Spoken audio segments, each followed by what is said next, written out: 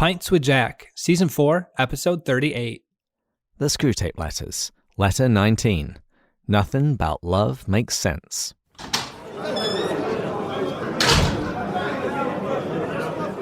Welcome, everyone. Pints with Jack is your weekly C.S. Lewis podcast where David, Andrew, and I break down and discuss the works of C.S. Lewis. This season, we are eavesdropping on the correspondence of a senior demon, Screwtape, as he explains how to tempt the patient, a human, assigned to be tempted by Screwtape's nephew, Wormwood. Each week, we'll be considering a different letter, untwisting Screwtape's hellish logic, and forming a battle plan for our own spiritual lives. David, it is good to be chatting with you. This will be our last recording because I'm going away out of town for a few weeks, and we have gotten so far ahead. I won't be recording for, probably 3 weeks. Yeah, you get a little bit of a break from me. Lucky you. Lucky you. Let's be honest. I miss recording, genuinely. I absolutely love recording. I'm glad to hear it. Yes. Well, you know what I love? Our Patreon supporters. And I'm really excited about something that we're putting together for them. As I mentioned in the episode with Dr. Jason Lapoyavi, we've now been on Patreon for about a year. In fact, we'll have just passed the anniversary at about the time that this episode goes live. And so to mark this, as well as to say a huge thank you to everyone who supports us on Patreon, we wanted to offer something special to them. And so we've teamed up with the C.S. Lewis Foundation to organise a Zoom tour of Lewis's home in Oxford, the Kilns. Oh, that's such a phenomenal idea. No, I've said this many times before. We have the best Patreon supporters, in particularly like the best Slack community, which is saying the exact same thing because practically every Patreon supporter is in the Slack community. And I am constantly amazed. I actually get a little, they say Catholic guilt. I get a little Slack guilt because I don't participate enough in it, but I consume all the content. And maybe it's good because we do our content this way. And so I'm doing enough content contribution in life, but I don't contribute as much to that as I should be. And yet there's such a core group there that contributes the highest of quality stuff that brings so much joy to my life. The things I read, the theological conversations I witness, the engagement with Lewis, the engagement with theological topics. I am just in awe, honestly. And I genuinely do feel guilty because I feel like as one of the co-hosts, I should be like one of the leaders in this. And I'm just a passive consumer. But they're all friends and they're doing Zooms together separately and they organize these things. I mean, it's absolutely amazing. Absolutely.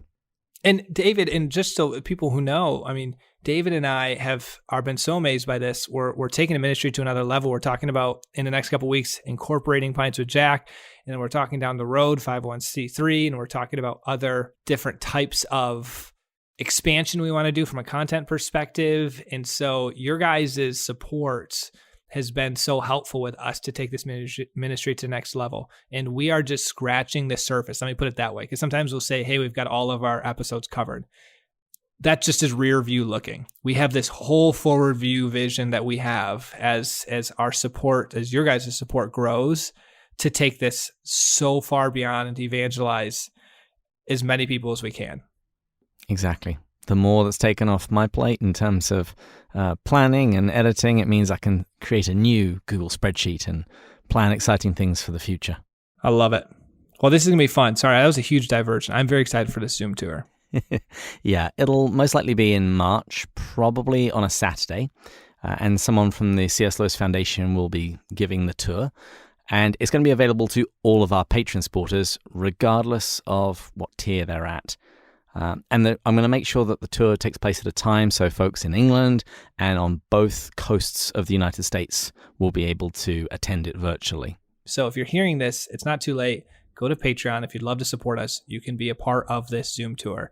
And then that's just a little icing on top. That's like a treat when you enter the door. But then you can join the Slack community if you're the second tier above, and that's the real treat. My favorite thing was one of our recent Patreon supporters. Sometimes I don't like these last names just for anonymity. Don't judge. Come on. Anonymity. Okay, yes, That's the Matthew. one. But Gary recently joined and he said, I just went through 6 months of Slack messages, and I'm just amazed by this community. And I was like, wow, those are just the kindest words. Wonderful. Well, now that we've announced that, let's push on and get on to produce content for today's episode. And we begin with the song of the week. And we had so many options with today's song of the week because it's all about love. My primary thought was, What is Love? Baby Don't Hurt Me by Hathaway. I then thought of Love Stinks I actually knew it from the Adam Sandler movie, The Wedding Singer. I then came across Love is a Lie by Great White. But then on the Slack channel, Sherry Randolph, she suggested a title. It's a Leanne Rimes song called Nothing Bout Love Makes Sense. And this is going to be Screwtape's chief criticism in today's letter about God and about this lie he keeps putting out about love. I actually didn't look at which one you chose for a title. I was just going through these 4. And I was about to say, it should have been that last one. Nothing About Love Makes Sense. And then I looked above at the title of the Google Docs and realized that's what the one you did chose. Because that's absolutely perfect. As we're going to see in this episode, there's a part where Screwtape just can't understand the concept of love. It doesn't make sense to him. What is our quote of the week? Yes, there's, so many choices. This is Lewis, but, to keep it short and sweet. He is one being. They are distinct from him. Their good cannot be his. All his talk about love must be a disguise for something else. What does he stand to make out of them? This goes back to what I just said in the song title, that there's a whole conversation here that's really fascinating about what was it that Satan couldn't stand from God. So there's a cool theological conversation you and I can have a little bit, and I'm curious how much you researched this, of the fall of Satan. But the crux here of what this quote's getting at is just can't understand how God could create something out of just pure selfless love for the good of someone else. People are in competition, and if they're distinct, they must be in competition. So this whole concept of love is just foreign to them. So this is a great quote. All right, now for our drink of the week. I'm continuing my Advent calendar, guys, and I'm going to say this up front. I'm nervous about this one because I read a raw review of this, and it was a 4 out of 10 is what the person gave it. So Ooh. I'm drinking, it's called Aerolite Lindsay 10-year old single malt, which 10's also not usually great. It's a little bit harder to have a 10 be good, but we shall see. Well, while you're experimenting, I am sticking with something good and faithful. My wife bought a load of Guinness for her podcast, so I'm enjoying a nice glass of Guinness. I was just listening to their Man Alive one, which was talking about Guinness, so... Which, by the way, is a plug. People go check out with Pints with Chesterton, because David doesn't seem to give his wife enough praise in the beginning of these. Last time we did it, when I was recording with you, you did it at the very end of the episode. And I'm like, oh, great, after we've lost half the people. Your wife deserves better, David. I know that her content stands on its own. She doesn't need me for people to know that it's good. I actually quoted her on my website. I'll still occasionally put up a quotation of the week on my blog, restlasspilgrim.net, and I actually put up a quotation from an interview that she gave at her work, and she said something like, women don't need to pretend to be men to be great. Women have been doing courageous things since the beginning of time. And that describes my wife rather well. I think that is correct. I really like David's wife. I really love that when I asked you a rom-com recommendation. So I asked David some rom-com recommendations, and then I decided, you know what, I'd rather have Marie's. So I went around his back and texted Marie directly.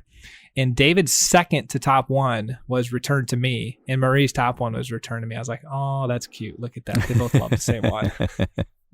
Absolutely. It's a very sweet movie. It was. I already watched it. It's beautiful. But anyways, so mine says, with this 10-year, Aerolite Lindsay again, very pale white wine. Looks like a Pinot Grigio. Completely agree. Which, if you see a pale Scotch, doesn't give you a lot of hope in the beginning. Looks like a Budweiser, Bud Light. It really does. It's bad. On the nose, it's definitely peaty, but it's a fruity peaty. Okay. And it says like a whiff of koala, which I know I'm saying it wrong. Andrew always corrects me, but I would say it does kind of smell like that. Now for my sip. It's a harsh peat with a very, not a long finish. It's very much on the front of your tongue, which I prefer the scotches, just like I used to like Diet Coke growing up, is how it felt on your throat. I liked it how it went on your throat, okay? And so this one just hits you harshly on the front. It's very peaty. I wouldn't go 4 out of 10. That's kind of rough. I'd go 6 out of 10, but yeah. Okay. There you go. Well, as I said, I'm drinking Guinness, and it's as wonderful as normal. Who are we toasting today? We're going to be toasting to Jake Jones. And Jake, as we're going to see in this letter, Satan's going to try to convince you and all of us every day to doubt God's love for us. How could he love us, our worthiness? But may you trust and believe in both your worthiness and God's goodness and love towards you. Cheers. Cheers. Oh, by the way, as we go into chapter summary, David, did you hear my attempt with Andrew Lazo to piece it together? I did. What'd you think? I thought it was decent. You went over the word limit. Sorry. Did I really? Did you count it? Miles over. You did about 170 words. It might have been 100. I had no idea. I never counted. I just had to pull it together fast. This is what happens when you don't enter the recordings into my master spreadsheet. I don't help you. Lesson learned. Oh, how about yours now? Let's hear it. Well, this is the summary for letter 19, which was first published in The Guardian on the 5th of September, 1941. Screwtape backpedals, realizing that his nephew may report him for heresy for suggesting that God really loves humanity. He explains that he spoke this way only because they are ignorant of heaven's real plan, which was actually why Satan left there in the first place. Wormwood asked about the desirability of the patient being in love. Screwtape just sees it as raw material. If he is arrogant and contemptuous of the body, it might be best to keep him from romance. However, if he is an emotional, gullible man, Screwtape has high hopes of matching him with a terrible wife. This one's going to be a fun one. This is a really great chapter. I'm glad we get to do this one together. Help us remember what last week's was, because I know the beginning of this chapter references it. Sure. So in last week's letter, Screwtape was looking at love, sex, and marriage, and the interplay between all of them. And at the top of this letter, we can tell that in the intervening time, Wormwood has asked him a question about what he saw as a contradiction in something that was said by his uncle. I didn't know it was intervening time, by the way, and so I'm literally searching for this question in last letter, and I'm like, there's no question here. No, you have to derive it from the text. And Screwtape actually spells out his nephew's consternation. He writes, "If all selves are by their very nature in competition, and therefore the enemy's idea of love is a contradiction in terms, what becomes of my reiterated warning that he really loves the human vermin and really desires their freedom and continued existence?" And the writing at the start of this chapter is just wonderful, because Screwtape realizes that he has accidentally affirmed heresy in writing.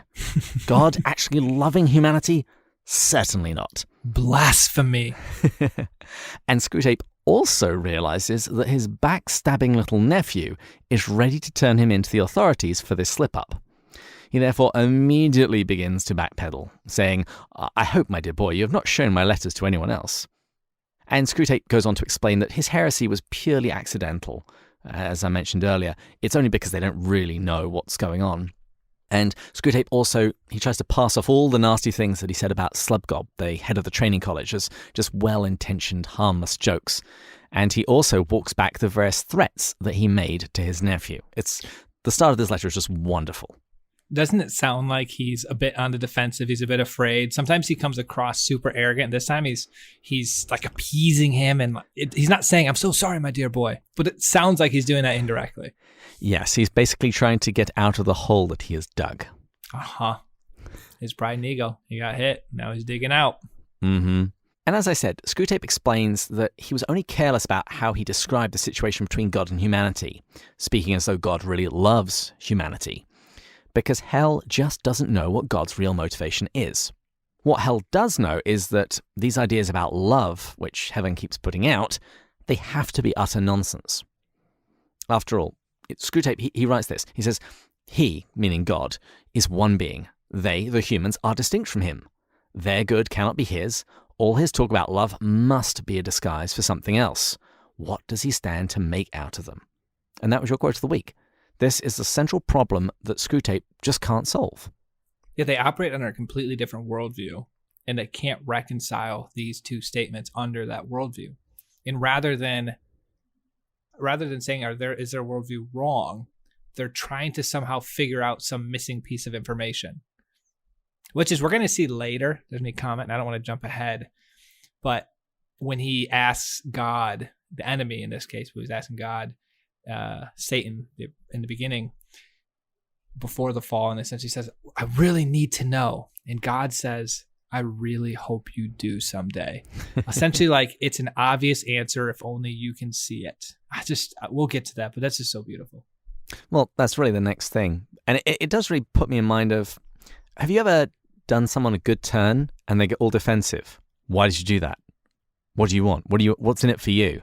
And they can't grasp the fact that you might have just done something out of the goodness of your heart. And he usually speaks to a brokenness in them, the fact that they're not used to somebody doing something nice for them without expecting something in return. I have that. To keep it as short, and hopefully my mother, if she ever listens to this, I know she doesn't listen to this podcast anymore, so I'm okay. But I think my sister and brother-in-law still do, so they might laugh at this. Growing up, so love language of gifts, it's the lowest on mine, because my mom used to like attach things to gifts and almost weaponize them a little bit. As a kid, I'd get gifts taken away from me if I was bad and given if I was good. And so I've just never been able to accept gifts very well because of that. So it's kind of a joke in the family now because she's not that way anymore. But I don't, because of that wounds, gifts, I'm always assuming I can't accept stuff from something because I assume they want something in return, or I have to act a certain way, or I have to be a certain way. And it's just unfortunate. Well, guess now I don't have to buy anything for Christmas next year. Wonderful. Now you also know why I probably don't buy you anything. I just assume it's because you're the worst. That's what I've been saying up until now. Words of affirmation, quality time. Come on, David. I'm here with you every single week, and I affirm you. It's low on my list. Anyway, as you mentioned, Screwtape points back to the beginning of time, to the famous incident between God and Satan at the very dawn of the beginning. Screwtape writes, when the creation of man was first mooted, first brought up, and when even at that stage the enemy freely confessed that he foresaw a certain episode about a cross, our father, Satan, very naturally sought an interview and asked for an explanation. The enemy gave no reply except to produce the cock and bull story, a nonsense tale about disinterested love, which has been circulating ever since. And there was a reply afterwards, which we didn't put in here as a quote, but this is when God says, and Lewis writes this as Screwtape, or as the enemy, I wish you did. I wish you did. Now, of course, what Screwtape is describing here is just simple Christian doctrine. Two main points. Firstly, that God created humans out of love. As Lewis says in The Four Loves, God, who needs nothing, loves into existence wholly superfluous creatures in order that he may love and perfect them. And the second piece of doctrine that Screwtape's talking about here is that God foresaw the need of a cross and created us anyway. Also in The Four Loves, honestly, I could quote The Four Loves throughout this chapter, but in another part he writes, God creates the universe already foreseeing the buzzing cloud of flies about the cross, the flayed back pressed against the uneven stake, the nails driven through the mesial nerves, the repeated incipient suffocation as the body droops, the repeated torture of back and arms as it is time after time for breath's sake hitched up. Wow. And this is, it's shocking. The idea that God made us out of love, even when he foresaw that we were going to go astray, and that out of love he would take on our nature in the incarnation, coming as a little fetus, and then culminating in him being nailed to a tree in the crucifixion. That is shocking stuff. And I think I've mentioned before, I only really started being resensitized to this outrageous message of Christianity when I started hanging around with Muslims who take the incarnation as an insult. The idea that God would lower himself to do this, let alone die nailed to a tree. But this is just basic Christian doctrine and the heart of the gospel. I'll do one more quotation from The Four Loves. Lewis You can do as writes, many as you want. Those are great ones. if I may dare the biological image, God is a host who deliberately creates his own parasites, causes us to be that we may exploit and take advantage of him. Herein is love. This is the diagram of love himself, the inventor of all loves. Full stop. 4 Loves is our next book. It's done. There's no debate. I'm not going to accept any debate after this. I started to get watery eyes at the last quote right before this one, where he creates universe already foreseeing the buzzing cloud of the flies about the cross. That was probably the most beautiful. I don't think I've ever heard it that way. It's obvious in hindsight, but you're always just told the story that the world fell and then God came in and became incarnate to save it, to draw it back up, and to draw it to and restore and renew. Which sneaks in the idea that God was caught off guard. Yes, that's exactly right. And obviously, when you understand he has foreknowledge, if you really take a step back, it's obvious he knew this was going to happen in the beginning. But if it's not point out, it's not really where your brain thinks, because we don't have foreknowledge. We think from our perspective. To know that he knew his only son, which is also a part of him and him, is going to have to go through such torture and such shame, and to carry the cross and to do everything like that, he still desired to know we would do everything we can. I mean, that is just, 4 Loves. I don't remember any of that. I just remember the chapter on friendship, to be honest. I read it with 2 of my other friends, and we were all texting each other how much we loved each other after that book. And so now I'm excited to read this. Now, needless to say, Satan didn't believe what God said about love. He wanted to know the secret. And Screwtape tells us that because of this lack of confidence that God would put in Satan, that Satan removed himself an infinite distance from God's presence so suddenly that many people had this ridiculous idea that he was thrown out of heaven, which is obviously actually what really happened. And this is described in very vivid detail in Paradise Lost. And Screwtape and Lewis actually wrote the preface to that about the time that he was writing Screwtape.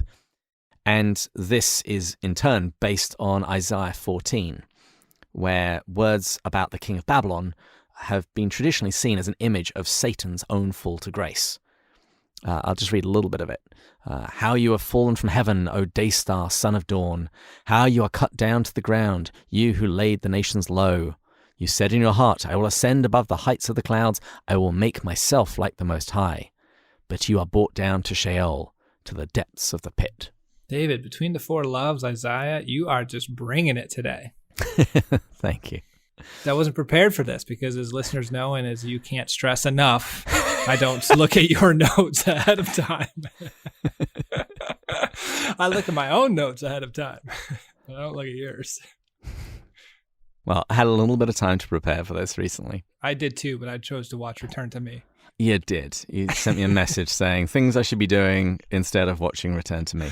Yeah, but I do want to say here that quote you had read, not the Isaiah one, but the one on distance from the presence, infinite distance, reminded me so much of the Great Divorce, free will, choice, infinite distance from presence is hell. And all of these concepts that were Lewis were massively wrapped up in there. An inability to accept ultimate reality, love himself. But I will say the one thing I wanted to push back on, I'm curious your thoughts. Satan is in the presence of, well, the real presence, in the presence of God himself, love himself. So I wouldn't say he's in communion with him, but the way I think of theology is the closer you are to God, the closer you are to communion with him, the more perfect you are. How can he be so close to God and yet have no comprehension of love? It seems like a dichotomy to me that just can't be true. Like, you can't be that close to love and not even in the slightest sense grasp of. I get when you are in the infinite distance, you have no understanding of it because you're so far removed from love itself. I'm curious your thoughts on that. You end up at an infinite distance. But as the proverb goes, a journey of 1,000 miles begins with a single step. And you can just put it in terms of romantic relationships. When one person is offering their heart to the other, it still actually has to be accepted. And that doesn't happen in the case of Satan. And he commits the same sin that he'll ultimately lead Adam and Eve to commit, which is to doubt the goodness of God. If you read the Genesis account of the fall, Satan is putting in questions into their minds about the goodness of God. The idea that God is actually holding out from you. He doesn't actually want what's best for you. You need to take that for yourself. And that's Satan's sin, and that was ultimately the sin in the fall. You know, one other thing that's right after that quote that he mentioned, he talks about the factions of the enemy. So other people that are very close on the side of good make a comment that if only Satan or if only the demons or people in Satan's clan knew in what was meant by love, the war would be over. Yeah. Which absolutely. As ourselves, it's like, I'm not going to go teach Satan about love, but I think you can use this as a bit of a metaphor that there is good and evil on this earth, and there's people that are closer to God, and there's people that are more on a journey towards Satan, going away from him, as we'll see later. Some verses or some sections talk about. Our job is to show the love. Mm-hmm. Like, if you can show the love, you're combating the negative narrative right away. You're winning the war. It's that simple. And it requires the will. Think of that passage in James where James says, you believe that there is one God. Great. So do the demons. Intellectual knowledge isn't the totality of it. It requires an assent of the will, which is why James says, okay, great, you have faith. Where's the fruit? That passage when I was in high school, really wrestling, I had no idea denominations and stuff, but I just remember reading that, thinking to myself, yeah, clearly just intellectually saying Christ is the Son of God really doesn't hold a lot of weight. Because even, I remember reading that, thinking to myself, even the demons know that. I mean, that's nothing, there's nothing there really. Now, we talk about intellectual assent and knowledge, but in the next section, we see that Screwtape is still struggling with kind of the basics. Because he talks about God and his followers being stuck with this ridiculous story about God's disinterested love. You do wonder what Screwtape does with a passage like 1 Corinthians 13. You know the passage that you typically hear at weddings, love is patient, love is kind. Screwtape's read that. I'd love to know what he makes of it. Yeah, because can he comprehend the willing side of love? Which is kind of love is patient, love is kind. By the way, it's because that's not saying love is a feeling, love is an emotion. I mean, those are all actions. Yeah. Or whether he just views everybody with that same suspicious motivation. If you're patient or if you're kind, you're doing it for your own selfish benefit. You'll get something out of it, yeah. Uh-huh. And since we're talking about love here, I want to take this opportunity to make a pitch for folks to read one of my favorite passages from an early church father. To give a little bit of historical context, following a rebellion against the Corinthian clergy at the end of the first century, St. Clement of Rome writes to the Church of Corinth to settle the matter and to have their priests reinstated. It's a really powerful and yet winsome letter. Clement makes a similar kind of appeal to love as the one that St. Paul made to the Corinthian congregation a few decades earlier. The whole thing's gorgeous, but I just want to give you a little bit of a taster so that you'll go away after you've listened to this podcast and read that whole section. So this is Clement of Rome, and he's writing at the end of the first century. Who can describe the blessed bond of the love of God? What man is able to tell the excellence of its beauty as it ought to be told? The height to which love exalts is unspeakable. Love unites us to God. Love covers a multitude of sins. Love bears all things, is long-suffering in all things. There is nothing base, nothing arrogant in love. Love admits of no schisms. Love gives rise to no seditions. Love does all things in harmony. By love have all the elect of God been made perfect. Without love, nothing is well-pleasing to God. In love has the Lord taken us to himself. On account of the love he bore us, Jesus Christ our Lord gave his blood for us by the will of God, his flesh for our flesh, and his soul for our souls. Nothing needs to be said. Except I'll post the full thing in the show notes. It's chapters 49 and 50 from 1 Clement. You'll often find it on the internet. I remember that a little bit from the section of witnesses of the early church, witnesses of the early church, voices of the early church. Yes. Something like that. the chapter on Clement. Yeah. He takes excerpts and stuff. I included that for a few reasons. One, I just think it's a gorgeous passage that more people need to hear. But also, our understanding of love, it can become saccharine so easily. It can just be reduced to platitudes and people will switch off. And so sometimes we need to have the glory of love spelt out for us. And Screwtape certainly does, because he just doesn't get it. We're reading these things, we're seeing these things, these wise authors like a Clement really spelling this out. What you read earlier with Lewis and the Four Loves, and you'd imagine, I believe there's a spiritual battle going on at all times, and we can't really see it. But I bet if I look over my shoulder right now, one of these ways, there's a demon around me trying to do something. They can read this, they can hear this. Is this not processing? Is this not registering? Are they just like, oh, this is all hogbog?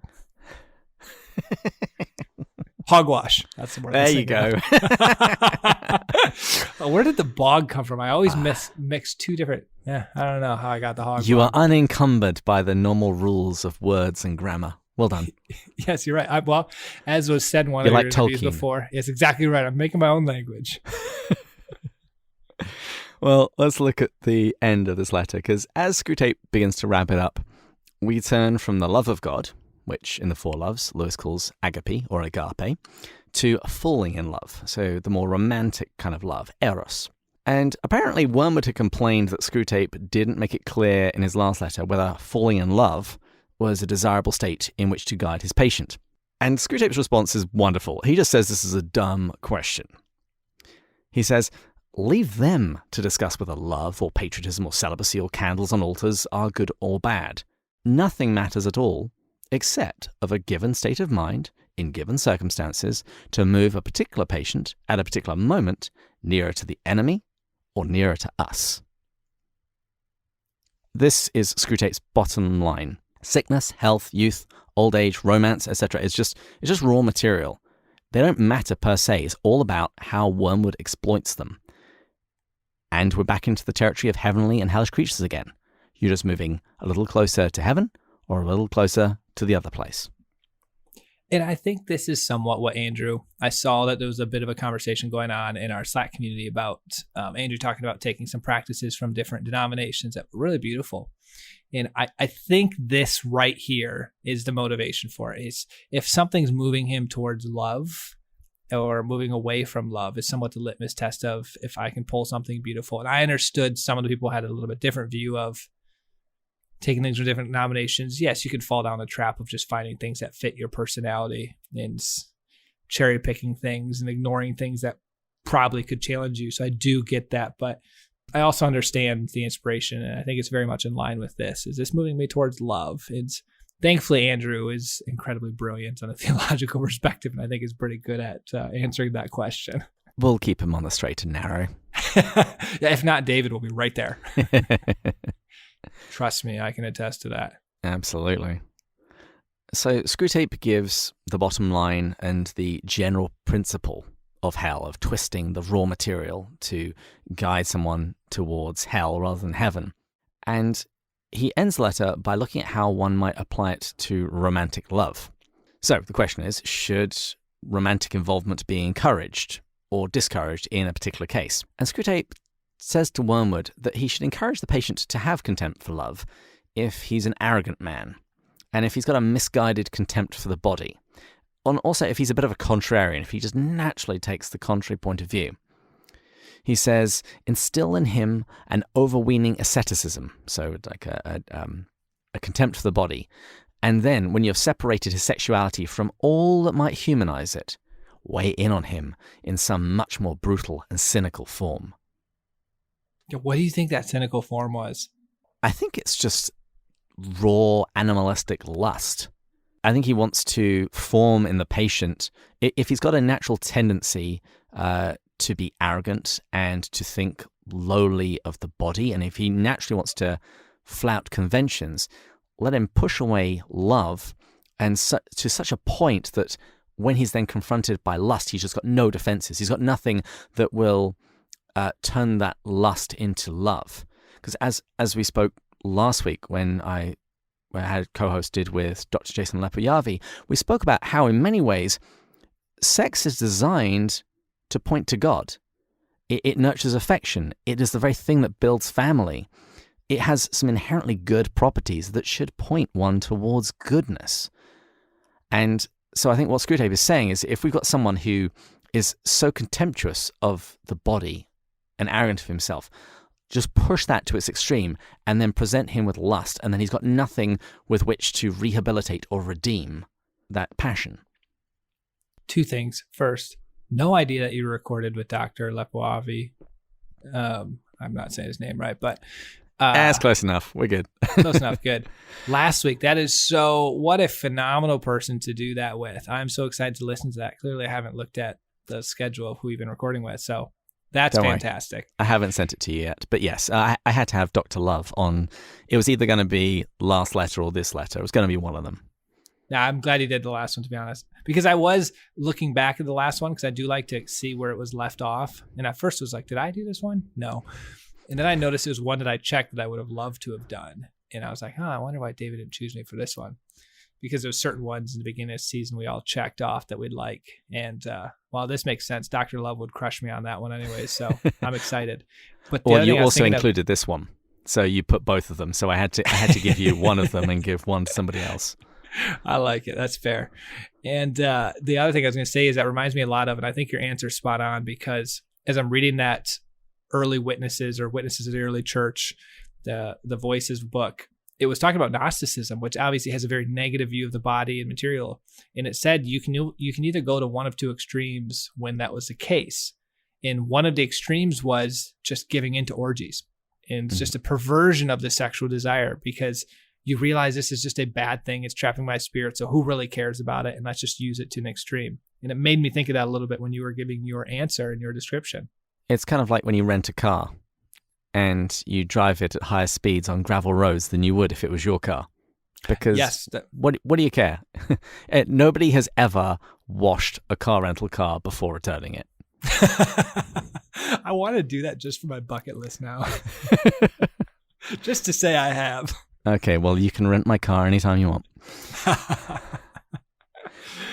Okay, back to the letter. So, dissuade him from love, falling in love, if he's this contemptuous man who's arrogant.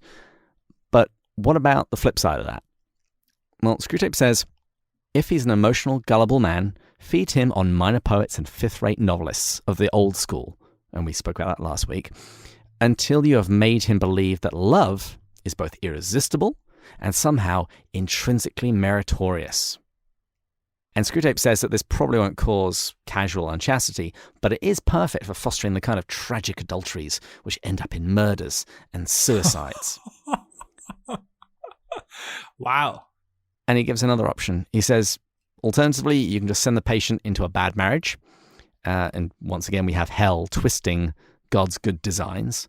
And with this in mind, Screwtape demands a report from Wormwood of the women who are in the patient's neighborhood, who, as if they were his wife, who would make it really difficult for him to continue to practice his faith. Having talked to many men and having friends, I will say this one is exploited a lot by Screwtape. As loneliness sets in, as pressure from the world, it will push people into marriages for the wrong reasons. And I should add, as what he said right beforehand, with the poets, minor poets, and fifth-rate novelists, I think you can put rom-coms today and all these other things. Our definition of what love is has been so warped of what you should look for. And I'm reading The Meaning of Marriage, still not done yet. It's just, you don't look for the right things. And I think, was it in here or somewhere else I was reading where it was talking about one flesh, and when that was the last chapter. Last chapter. Okay, I must have skimmed that. See, I did skim last chapter. I don't lie. Don't skim my notes, but you skim Lewis's chapters that you're not discussing. Fine, carry on. I feel like it makes, by the way, the reason I do that is half laziness, but then also half, it makes a great dynamic because you get me real time. Like, for example, when you brought it in letter 8 or 9 with all of that stuff on the trough period, and it was the first time I was hearing it, the listeners got my real time reaction like, oh, mind blown. It's great. But yeah, so as I was reading, we was talking about one flesh. I like how Lewis points out last chapter, he doesn't say a happy one flesh or a good one flesh or something like that. It's like once you are together, you are one. And it doesn't say perfect, doesn't say beautiful, always happy, always, there's rough and bad and stuff like that, but you are still one and don't separate it. Yeah. And we spent some time in the previous episode talking about what these fifth-rate novelists and poets, what they do. And I think you're perfectly right. I think romantic comedies are our modern-day equivalent.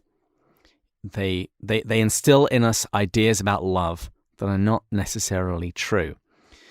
And as Screwtape says, that means that you can end up thinking that love is just irresistible. How many times have you heard, we're just filled with so much passion that we were just drawn to each other beyond everything? Well, that can be a really good excuse for adultery.